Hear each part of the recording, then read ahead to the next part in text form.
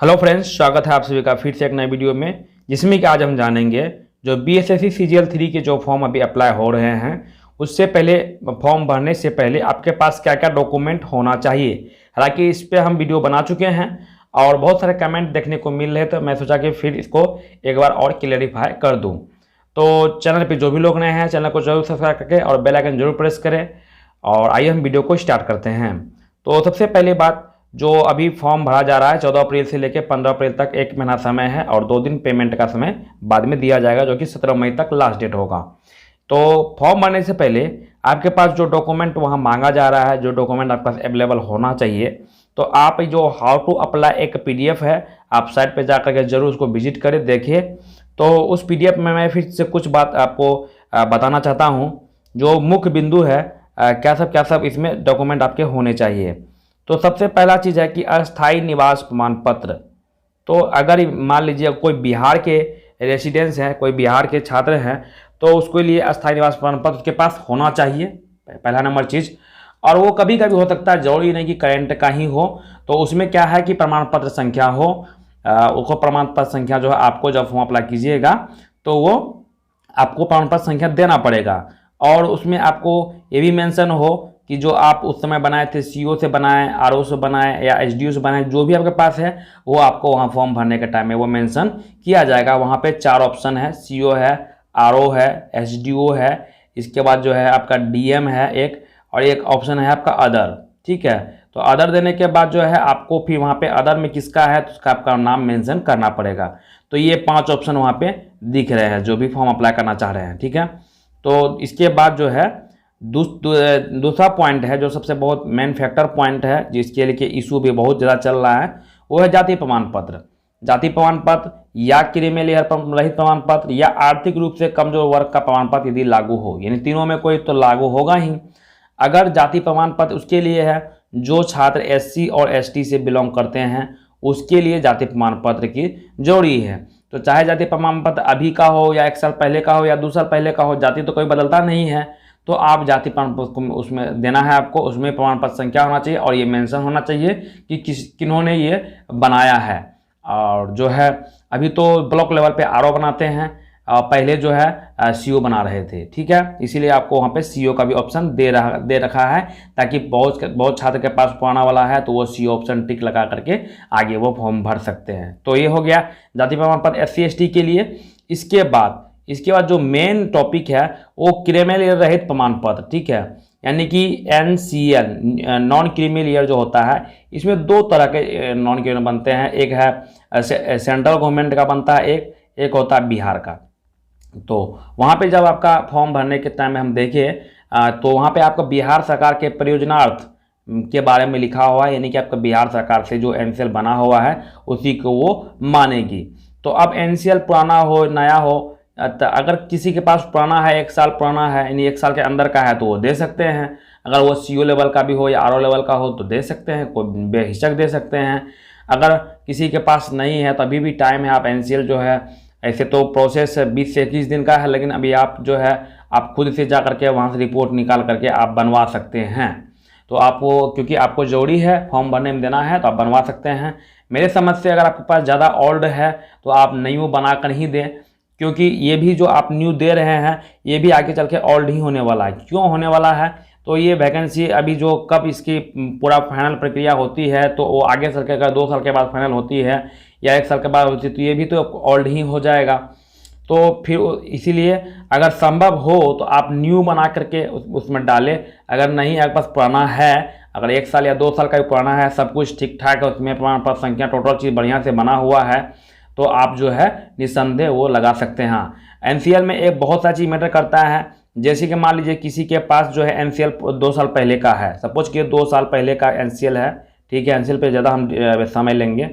अगर उसको 2 साल पहले का है, लेकिन 1 साल के बाद क्या हुआ, 1 साल से वो जॉब में भी है, मान लीजिए 1 साल से वो जॉब में है, तो उसका इनकम बढ़ गया, तो इसीलिए आप पुराना वाला नहीं दे सकते हैं। अगर आप जॉब में हैं खास करके, तो आप ज़रूर है कि नया बना के, नया इनकम बना के, नया एनसीएल बना के दे, ताकि आपको आने वाले समय में कोई दिक्कत नहीं हो। क्योंकि अगर आप सारा चीज़ प्रक्रिया करके अगर आप एक छोटा सा डॉक्यूमेंट के लिए अगर आप छट जाते हैं या कुछ आपको डिस्क्वालीफाई कर दिया जाता है तो उस समय बहुत ही आपको बुरा लगेगा। और इंटर लेवल के साथ में ऐसा ही हुआ है, जो कि 14 में वैकेंसी निकली और उसका कोई उस टाइम में कुछ ऐसा लिखा नहीं, मेंशन नहीं किया, और इस समय नया मांग लिया। और जो छात्र दिसंबर में काउंसलिंग करा के 4 महीने से छात्र जो त्रस्त हैं और हाई कोर्ट का चक्कर लगा रहे हैं कि कब सुनवाई आएगी और आयोग मेरिट लिस्ट जारी करेगी। तो ये आयोग का ये नया नहीं, बहुत पुराना खेल है, ऐसा खेल खेल सकती है। इसीलिए जो भी छात्र एनसीएल के मैटर में एनसीएल भर रहे हैं तो वो हर चीज़ से वो स्वतंत्र हो जाए, बढ़िया से वो हर चीज़ एक एक चीज़ को देख ले।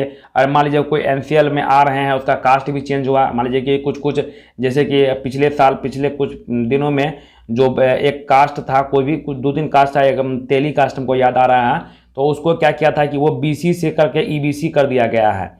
तो आप ईबीसी सर्टिफिकेट बना करके ही जो है इससे आप एनसीएल बनाएं, क्योंकि जो एनसीएल आपका बनता है उसमें आपका तीनों चीज़ जो है उसमें इंक्लूड रहता है। क्योंकि आप जब एनसीएल अप्लाई करते हैं तो उसमें आपका 3 डॉक्यूमेंट लिया जाता है ऑनलाइन अप्लाई करने के टाइम में। एक आपका है इनकम जो है आपका करेंट होना चाहिए, 1 साल के अंदर का होना चाहिए। एक कास्ट होना चाहिए, कास्ट में अभी जो प्रेजेंट में कास्ट है उसका बना दीजिए।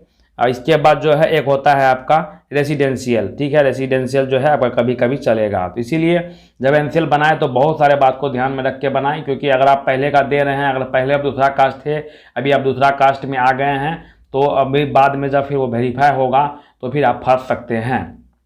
तो ये हो गया एनसीएल। इसके बाद ईडब्ल्यूएस का जो है, आप ईडब्ल्यूएस में अभी का बना कर दे या पहले का, ईडब्ल्यूएस तो बहुत ज़्यादा दिन तो हुआ नहीं है, 17-18 में ही स्टार्ट हुआ है। तो आप ईडब्ल्यूएस सर्टिफिकेट अगर आप नहीं बनाए हैं तो आप निश्चित बना करके उसको रख ले और उसको प्रस्तुत करना होगा। क्योंकि जो पहले जो नोटिस दी है 6 तारीख को, उसमें ऐसा कुछ ईडब्ल्यूएस के बारे में मेंशन नहीं किया था, लेकिन इसमें आपको मेंशन कर दिया है कि आर्थिक रूप से कमजोर वर्ग का प्रमाण पत्र लागू हो, ठीक है। इसके बाद दिव्यांगता प्रमाण पत्र, ये सब तो मान लीजिए कि जो आप उसका एनुअल करवाना होता है, जो भी है उस आधार पे आप, हम उतना पता नहीं है। हाँ, एक चीज़ हम 4 नंबर पॉइंट में एक चीज़ हम बहुत हाईलाइट करेंगे, जो बिहार सरकार के सरकारी सेवा का प्रमाण पत्र यदि लागू हो, तो अगर आप बिहार सरकार में वहाँ ऑप्शन अगर चूज करते हैं तो वो आपको जो है सरकारी सेवा प्रमाण पत्र आपको देना पड़ेगा। तो उसका क्या एक्सपीरियंस सर्टिफिकेट मांग रहा है या फिर एनओसी वगैरह मांग रहा है, तो ऐसा कुछ होगा उसमें। क्योंकि उसमें आपको जब फॉर्म अप्लाई कीजिएगा उस टाइम पूछा जाता है कि आप 3 साल से अगर गवर्नमेंट जॉब में है बिहार के, तो आप उसमें 3 साल हैं तो आप यस कीजिए, नहीं है तो नो कीजिए। तो उसमें शायद जो सरकारी सेवा का प्रमाण पत्र जो है वो आपका मेरे ख्याल से जो है एक एनओसी सर्टिफिकेट होता है, तो अगर उसका डिमांड किया जा सकता है तो अभी आप ले करके उसको रख ले, या उसके लिए आप अप्लाई कर दें अभी ही, ठीक है। आपको एनओसी अभी लग सकता है फॉर्म भरने के टाइम पे, या फिर ऐसे तो नहीं लगना चाहिए, या फिर आप जो है वो परमिशन अभी ही ले लीजिए आप कि हम फॉर्म अप्लाई कर रहे हैं, तो ताकि आप जो है डॉक्यूमेंट वेरिफिकेशन के टाइम में आपको जो बिहार सरकार का 3 साल के कर्मचारी हैं उसको एनओसी उस टाइम में डिवी के टाइम में देना पड़ेगा। तो ये आपको जो है कुछ 4 डॉक्यूमेंट हैं।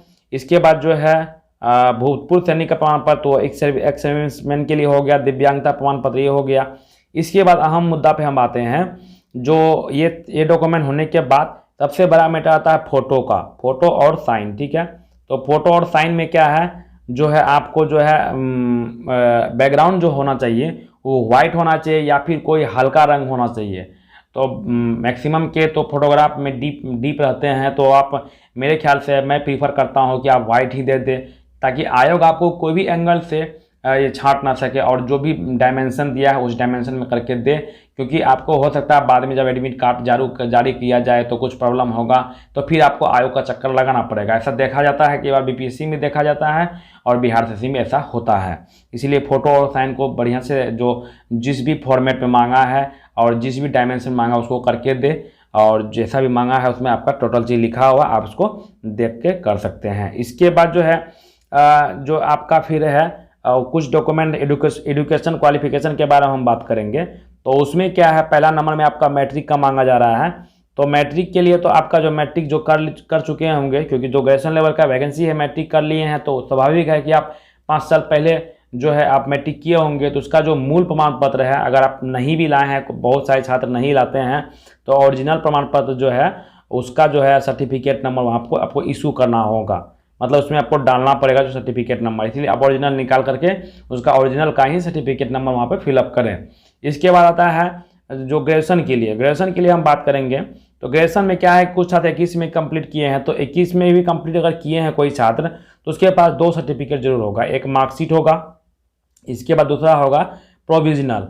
ठीक है, तो प्रोविजनल तो आप प्रोविजनल का दे सकते हैं। अगर प्रोविजनल नहीं भी है, इनकेस अगर नहीं आया हो या कुछ भी हो गया हो तो आप मार्कशीट का आप दे सकते हैं। तो मार्कशीट में कोई सर्टिफिकेट नंबर इशू नहीं होता है, वो एक सीरियल नंबर है, तो वो आप प्रोविजनल में भी वो सीरियल नंबर होता है, तो आप वो दे सकते हैं। तो अगर आपके पास अगर मूल अवेलेबल है तो मूल का ही दे, तो जो मूल जो 2 से या 3 साल के बाद आता है हर एक ग्रेजुएशन करने के बाद हर एक यूनिवर्सिटी में, तो मूल का देने से और आप सर्टिफिकेट नंबर उस ऊपर में लिखा रहता है वो आप उसमें ज़रूर मेंशन करें। इसके बाद जो है आपका कंप्यूटर डिग्री का भी एक ऐसा है, PGDCA का है, उसका भी उस तरह से है, तो आप उस तरह से देख लें। 3 ऑप्शन है वहाँ पे भरने के लिए। तो ये कुछ मिला जुला ये कुछ बातें थी। वीडियो बहुत लंबी हो चुकी है, तो और भी बहुत सारी बातें हैं। आप जो है हाउ टू अप्लाई सेक्शन पे जा करके उसको क्लिक करके एक बार जो है आप ज़रूर इसको पढ़ ले, बढ़िया से देख ले और फॉर्म को अच्छे तरीके से भरें, ताकि फॉर्म में आप अगर थोड़े से भी लापरवाही होते हैं तो आपको फिर से जो है दिक्कत कर दिया जाएगा। और जो है पहले ही लिख दिया है 13 नंबर बात में कि जो है उम्मीदवार को सलाह दी जाती है कि वेबसाइट पर विभाग पैसे नहीं बचने के लिए आवेदन जमा करने अंतिम तिथि तक का प्रतीक्षा ना करे। तो हो सकता है ये डेट ना भी बढ़े और टाइम से एग्ज़ाम भी हो जाए, और जो भी होगा हम बाद में इसके लिए वीडियो लाएंगे, डिस्कस करेंगे। मैं भी अभी फॉर्म नहीं भरा हूँ और उसके डॉक्यूमेंट में ही अभी मैं कलेक्ट कर रहा हूँ सारी चीज़ को, इसके बाद फॉर्म को डाल दूँगा। तो फिर मिलते हैं नेक्स्ट वीडियो में नेक्स्ट अपडेट के साथ BSSC का, और तब तक के लिए मेरे साथ बने रहें और चैनल को सब्सक्राइब, लाइक, शेयर जरूर कर दें। बाय।